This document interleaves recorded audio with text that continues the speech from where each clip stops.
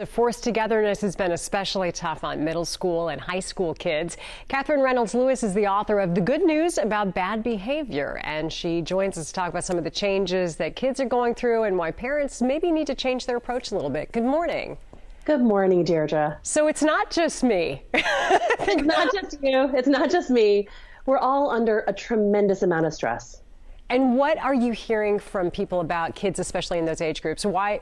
I mean, obviously it's hard for all of us, but what do they have going on developmentally that's making this especially challenging for them at that age? Well, the job of adolescence is to differentiate and separate from your parents and turn to your peer group, and they can't do that in person right now. And so a lot of the conflict that we see in our homes is really very natural.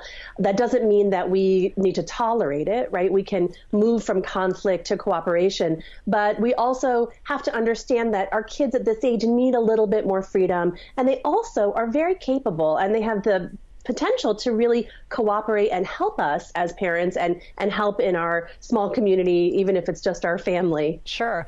Well, it is just the family. That's the challenge, So, a lot of times, like with middle school kids especially, what they say isn't really what they mean.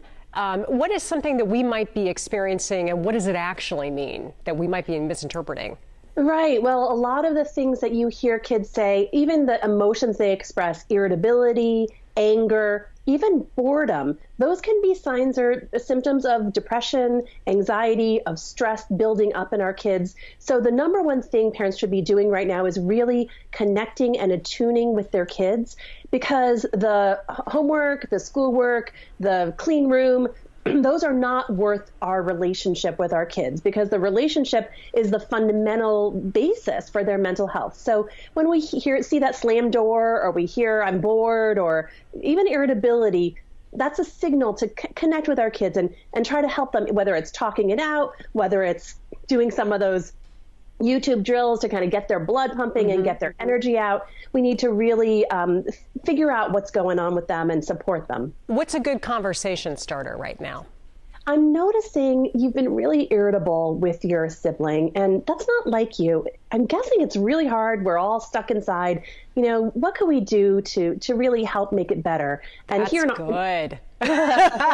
Nicely done. Do you have another one? Well, when this all started, the first week or two, we were all just adjusting. But then I sat down with my kids and I said, we all need to take care of ourselves first. And that's me as well as you. I know what I need. I need a regular sleep and wake time, exercise, outdoor, connection with my friends. And that's true of you as well. So how do we have a family routine that we stick to? Because in times of stress and lack of structure, it's really easy to go off the rails. So that's another conversation I would recommend parents have with their kids, to agree on. Maybe it's not 6:30 that you're waking up, but maybe 9, so that they're not sleeping till noon or 1 or 3 and you barely see them. And that's really not healthy for any of us. Exactly. Well, in retrospect, we should have had you on in week 1, but thanks for the info today. I don't know if I would have had it together then. Well, you do have it together, and Katherine actually is joining me this week on the Dying to Ask podcast to talk more about what's happening in families right now, how to understand what's going on in our kids' mind, how to help them understand where we're coming from right now, and maybe why loosening up those screen rules just a little bit might be a good move right now. We will tell you that you can get how to help your quarantine and yourself by searching Dying to Ask wherever you listen to podcasts, or you can look for the link on our KCRA app. Thanks, Katherine, for joining us on My 58 this morning.